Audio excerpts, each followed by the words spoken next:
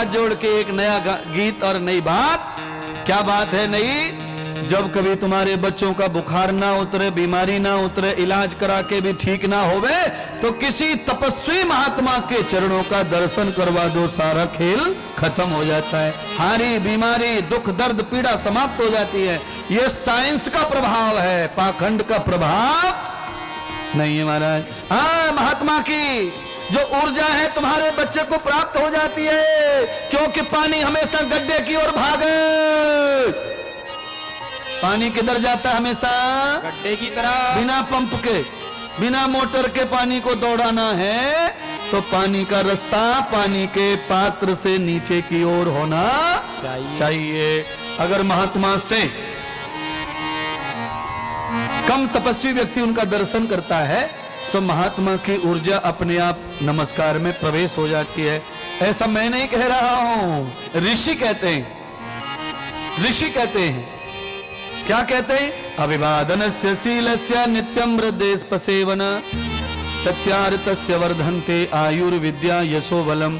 जो प्राणी नित्य महापुरुषों को प्रणाम करता है, उनके चरणों का प्रक्षालन अर्चन करता है, उनके चरणों के जल को धोता है, मानो चार्ज हो गया, चार्ज हो गया महाराज। अच्छा बोलो, रात में तांबे के पात्र में पानी रख के क्यों पीना चाहिए?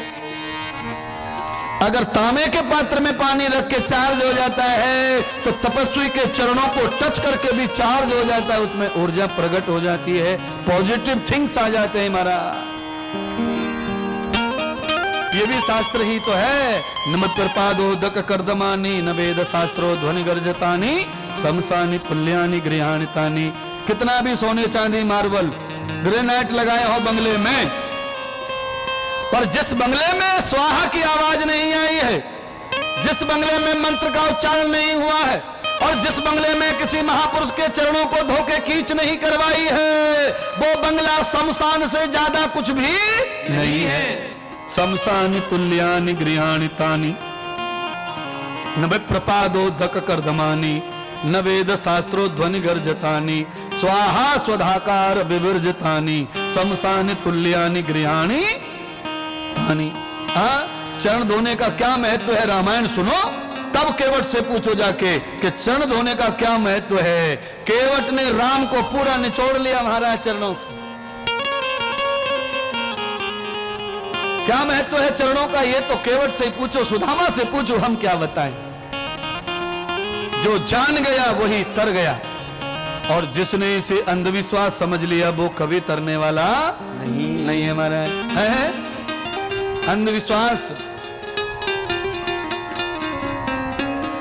अंधविश्वास तो तुम पूरे डूबे हो, हम तो निकालने की कोशिश कर रहे हैं महाराज।